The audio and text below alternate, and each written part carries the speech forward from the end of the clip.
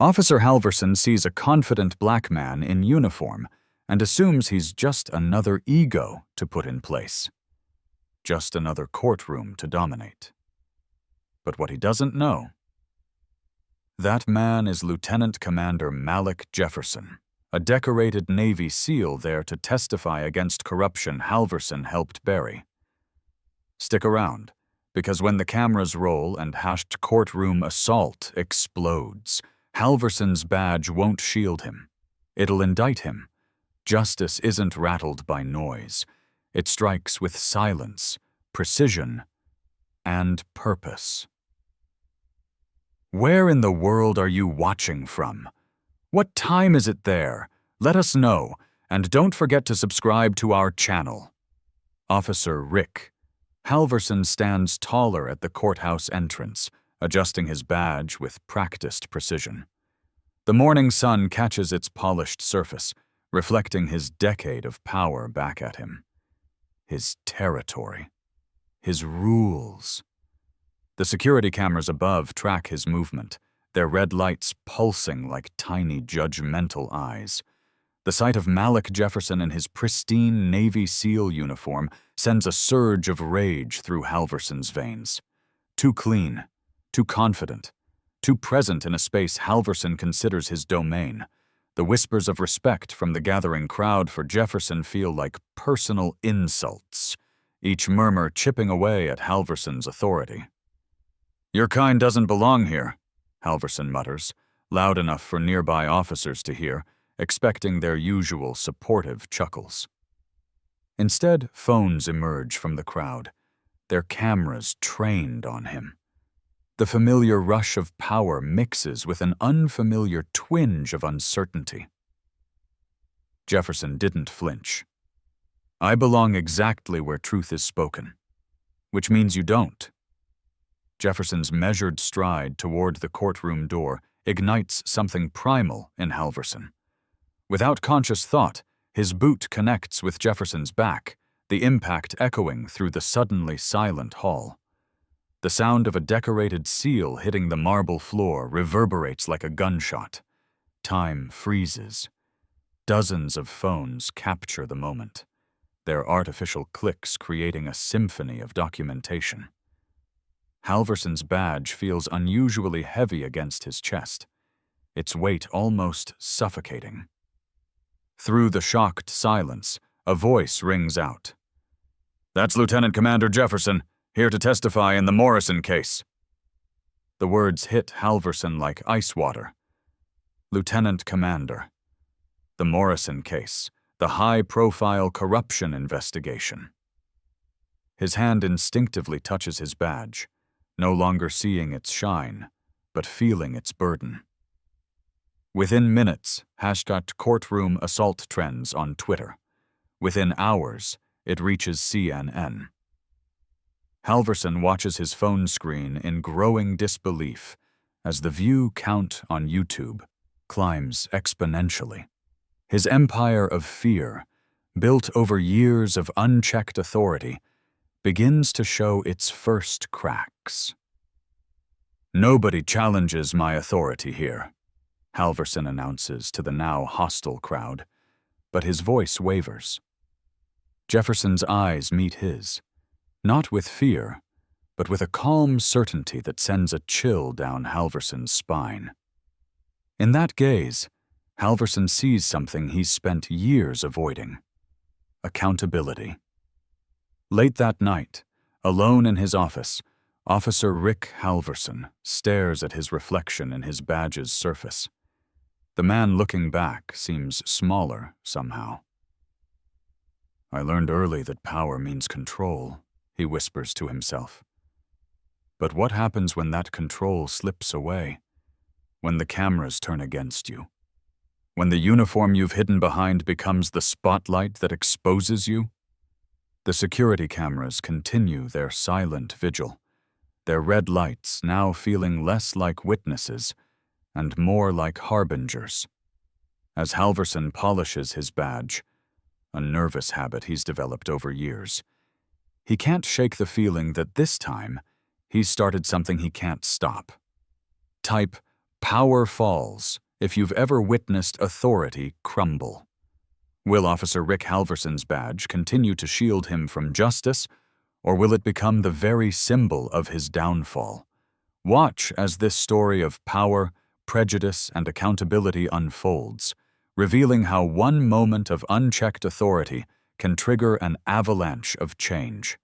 Officer Rick Halvorson stares at his reflection in the two-way mirror of the Internal Affairs interrogation room, his fingers unconsciously tracing the edges of his badge. 20 years of service, following the path his father carved before him, now feels like a road leading to a precipice. The investigator's questions about Malick Jefferson pierce through his carefully constructed worldview like bullets through paper. Your record shows 17 similar complaints, Officer Halvorson. The investigator's voice cuts through his thoughts. All dismissed, all involving minority suspects. Care to explain the pattern? Halvorson's mind races back to his father's words, spoken over countless Sunday dinners. Some people need to learn their place, son. That's what we're here for. He'd accepted those words as gospel, but now they taste like poison in his mouth. The precinct's harsh fluorescent lights cast unforgiving shadows across stacks of reopened case files. His cases. Each one featuring faces like Jefferson's, each dismissed with the same practiced explanations. The system had always protected him, hadn't it? Just like it had protected his father? His phone buzzes again. Another message from Captain Reynolds. Stay strong. The thin blue line holds. But for the first time, those words make his stomach turn. The security camera footage from the courtroom plays on a loop in his mind, his own face contorted with rage as he lunged at Jefferson. The Navy SEAL's composure only emphasized Halvorson's loss of control. A research paper lies open on the investigator's desk. Institutional Bias in Law Enforcement, a 20-year study. Halvorson catches glimpses of phrases that shake his foundation. Generational patterns of abuse, inherited prejudices, systemic protection of offending officers. Your father had quite a record too, Officer Halvorson, the investigator continues, sliding forward a yellowed file. 32 complaints over 25 years, all handled internally. Like father, like son. Inner reflection. Dad's badge sits in a shadow box above my fireplace, honored like a holy relic. How many lives did that badge crush? How many lessons did he teach? And God help me, how many did I teach in his name? The weight of this badge suddenly feels like it's burning through my chest. Have you ever discovered your heroes were villains all along? The precinct walls seem to close in as fellow officers pass by the interrogation room. Some avoid his gaze. Others offer tight nods that feel more like goodbye than support. The brotherhood that once felt invincible now seems as fragile as a house of cards in a storm. A text notification catches his eye. Halvorson pattern is trending. Someone leaked his complaint history. The phone screen blurs as his hands begin to shake. Here's something interesting, Officer Halvorson, the investigator says, pulling up a video on their laptop. Body cam footage from 3 months ago. You and Officer Morris responding to a noise complaint. Your report says the suspect was aggressive and non-compliant. The video shows something quite different. Halvorson watches himself on screen, sees the familiar stance, hears the rehearsed commands. It's like watching a stranger wearing his face, playing out a script he knows by heart. The suspect, a young black man, stands perfectly still, hands visible, speaking calmly. Yet on screen, Halvorson escalates, his voice rising, body tensing, hand hovering near his weapon. Type, legacy, if you've ever discovered your role models weren't who you thought they were, appears briefly on screen as the story gains momentum. The investigation room clock ticks loudly as Officer Rick Halvorson faces the unraveling of everything he believed about himself, his father, and the system they served. His badge catches the light again, but now it seems to mock him, a symbol not of honor, but of inherited corruption. The walls holding up his worldview continue to crumble as more evidence emerges. Each new revelation feels like another brick falling from the foundation his father built. The precinct that once felt like home now seems to whisper accusations with every creaking floorboard and closing door. His phone buzzes one final time. A message from his mother. Your father would be proud of you for staying strong. For the first time in his life, Officer Rick Halvorson hopes that isn't true. Officer Rick Halvorson watches the news helicopter circle overhead for the third time today. Its rhythmic chopping a mocking reminder of how quickly everything is unraveling. 6 hours ago, I was still convincing myself this would blow over. Now my phone won't stop buzzing with revelations that make my stomach churn. The latest alert makes my hands shake. Breaking. 27. Previously buried complaints against Officer Halvorson uncovered. My throat tightens as I scroll through the details. Each incident reads like a mirror reflecting my darkest moments. Excessive force, racial profiling, falsified reports. The timestamps mock me: 2018, 2019, 2020. Years of incidents, all swept under the rug by the same system I thought would protect me forever. Detective Martinez, my former partner of 8 years, just walked past my house without even glancing my way. The same man who used to cover my shifts, who shared countless coffees during stakeouts, now treats me like a ghost. Through my window, I catch him hurrying his steps, phone pressed to his ear. Probably calling internal affairs about other incidents he suddenly remembered. The badge sits heavy in its box on my kitchen table, tarnished and accusatory. I find myself opening the box every few minutes, touching its surface, remembering how proudly I once wore it. Now it feels like evidence of everything I've done wrong. My fingers trace the numbers that used to represent honor, but now mark me as just another corrupt cop in the headlines. Jefferson's methodical dismantling of my career is proving more devastating than any physical confrontation could have been. His SEAL training apparently taught him more than combat.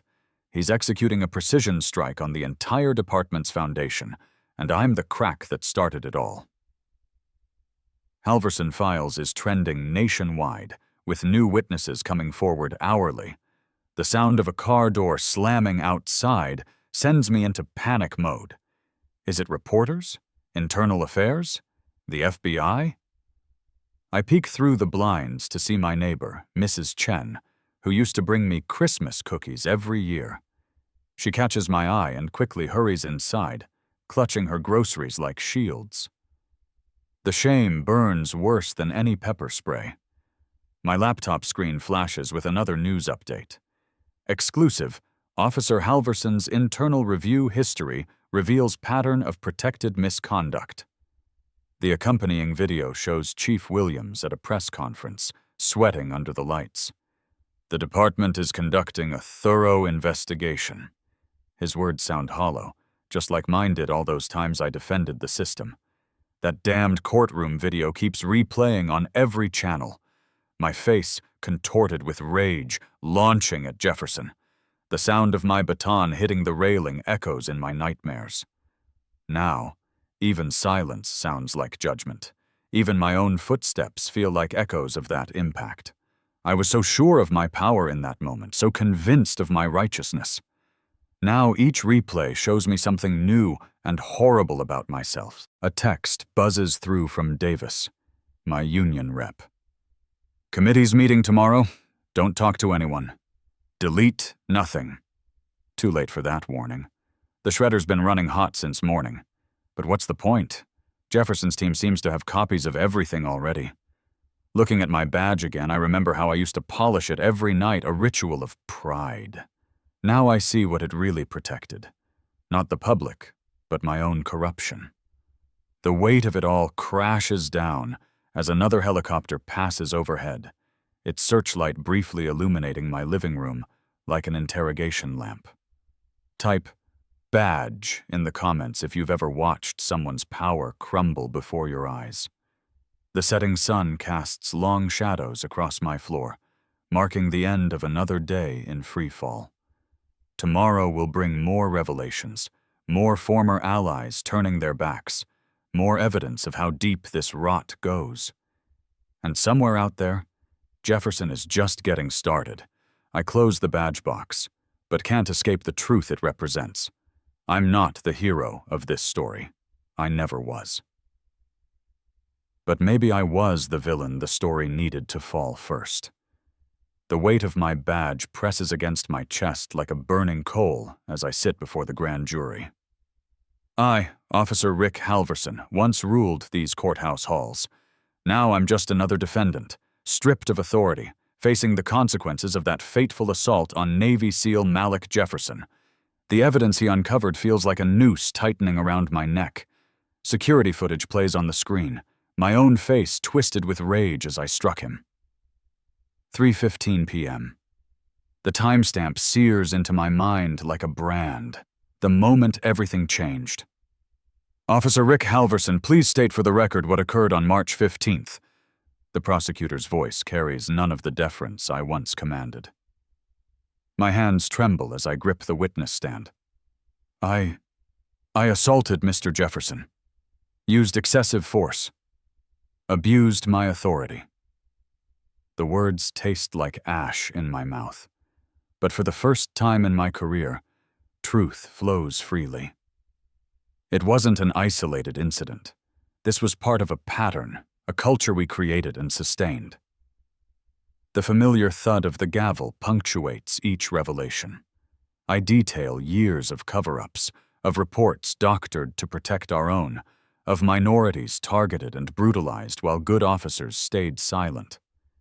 With each admission, former colleagues in the gallery turn away. The thin blue line stretches to its breaking point. My phone buzzes, another notification about #Halvorson testifies trending. The viral video of my assault plays on a loop across social media, but now alongside clips of my testimony. The comments pour in. Finally, one of them tells the truth. "And why choose to come forward now?" the prosecutor asks. I touch my badge one last time before removing it entirely. Because that moment, 3:15 p.m., showed me who I'd become. The man in that video isn't who I swore an oath to be. The evidence Jefferson uncovered through his military connections damns not just me, but an entire system. Internal affairs reports, body cam footage deliberately deleted, racist text messages between officers, a wall of blue silence crumbling under the weight of truth. Type "Truth breaks silence" if you believe one voice can shatter a corrupt system. Scrolls across screens sharing my testimony. Each word feels like both betrayal and liberation. Former partners refuse to meet my gaze, but for the first time since I put on this badge, I can look at myself in the mirror.